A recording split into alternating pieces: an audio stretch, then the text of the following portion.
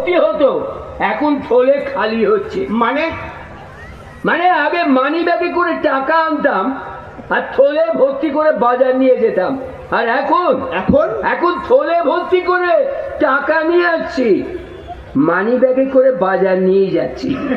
ঠিক বলেছো দেবো। আগুন আগুন আগুন লেগে গেছে স্যার, আপনার আলুতে হাত দেওয়া যাচ্ছে। আমার আলু মানে স্যার ওই কথা কথা আর কি, সবজির যা দাম তাই বলছিল। ওদিকে মাছের বাজারে তো আর এক অবস্থা। কি অবস্থা শুনবেন? হ্যাঁ বলো। শুনুন তাহলে, অন্ধ্রপ্রদেশ থেকে আসা চালানি রুই মাছ, তাও বরফে, দাম চাইছে 500 টাকা কেজি। বলো কি হে? বলছি কি, যে মাছ বেচছিল তাকে বললাম, ভাই চালানি মাছ এত দাম চাইছো কেন?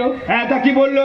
বললো অন্ধ্রপ্রদেশ মাছ ব্যবসায়ী সমিতির সেক্রেটারি মারা গেছে বলে এখানে মাছের দাম বেড়ে গেছে। কি আশ্চর্য! অন্ধ্রপ্রদেশের মাছ ব্যবসায়ী সমিতির সেক্রেটারি মারা গেছে বলে এই সমগ্র পশ্চিমবঙ্গে মাছের দাম বাড়বে কেন? যেমন উড়িষ্যায় নিম্নচাপ হলে পশ্চিমবঙ্গে বৃষ্টি হয় বলে।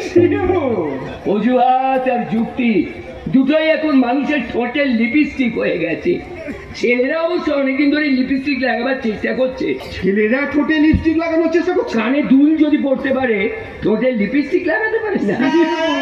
হ্যাঁ, আজকালকার ছেলেরা শুনলাম মাথায় লম্বা লম্বা ঝুড়ি বাঁধা চুল রাখছে, নাম নাকি পনিটেল। হাতে করছে ট্যাটু, নাম কি বলবো, বলছে সময়টা নাকি ডিজিটাল। ঠিক বলেছো। হ্যাঁ, শুনলাম শহরের মেয়েরা নাকি আজকাল গামছা পরে রাস্তায় বেরিয়ে যাচ্ছে, সেটা নাকি একটা স্টাইল। দুদিন পর কি দেখবেন বলুন তো, শহরের মেয়েরা রুমাল পরে রাস্তায় বেরোচ্ছে, সেটাও আর একটা স্টাইল হবে। বাঙালি বাংলার ঐতিহ্য বলছে। সব মেয়েরা কিন্তু সমান হয় না শিবুদা। যেমন সব ছেলেরা সমান হয় না। মানে মানে আমি আর আমার ভাই বিদেশ। বিদেশ?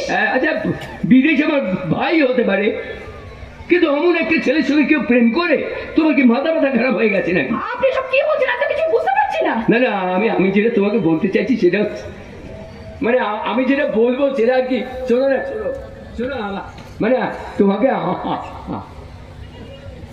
আপনি ওদিকে মুখটা ঘোরান না। বলছি আমি থাকতে আবার দাদা কেন, শুধু শিবু বলো। দেখো আমি শিখে দিচ্ছি, কি সুন্দর শুনতে যাবে, তুমি আমার কিভাবে ডাকবে দেখো। শিবু শিবু, আমার শিবুটা। শুনুন, আমি কিন্তু আপনার ভাইকে ভালোবাসি, হ্যাঁ আপনাকে নয়। ব্যাংকে যাদের ফিক্সড ডিপোজিট অ্যাকাউন্ট থাকে তারা কি কেউ সেভিংস অ্যাকাউন্ট খোলে না? আপনার সঙ্গে কথা বলাটা না আমার ঘট হয়েছে। তোমার সঙ্গে কথা বলাটা আমার পুকুর হয়েছে। আমি বলি, এইটুকুতেই রেগে গেলে? আমি তোমাকে পরীক্ষা করছিলাম। পরীক্ষা? আমার ভাইকে তুমি কতটা ভালোবাসো তার পরীক্ষা। শিবুদা, তাহলে তো আজও আমরা মেয়েরা সেই সীতা, অহল্যা, দ্রৌপদী রয়ে গেলাম, তাই না? মল্লিকা, পরীক্ষার পরীক্ষা আজও আমরা দিয়ে চলেছি, সেই অগ্নি পরীক্ষা।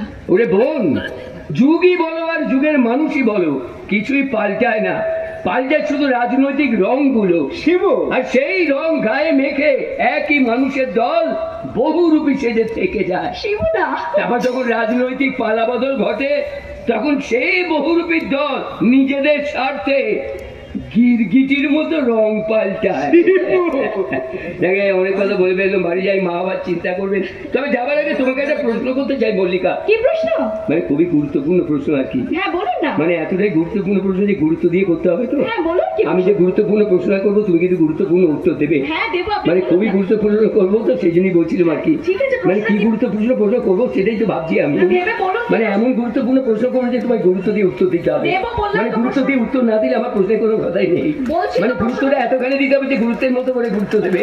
মানে সমস্ত গুরুত্বটা দিতে গেলে তোমাকেও গুরুত্বটা বুঝতে হবে। মানে কতখানি গুরুত্ব দেবো সেটা আমাদের গুরুত্ব ব্যাপারটা বলতে হবে। মানে গুরুত্বটা এমন ভাবে বলতে হবে যাতে গুরুত্বের মতো শোনায়। মানে আমি গুরুত্ব যা বলবো তুমিও গুরুত্বপূর্ণ উত্তর দেবে। মানে তুমি গুরুত্ব দিয়ে উত্তর না দিলে আমি কিন্তু আমার ভাইয়ের সঙ্গে তোমার বিয়ে দেবো না।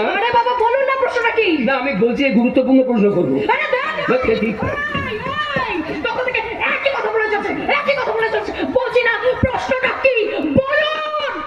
ফুল লাল হয় কেন?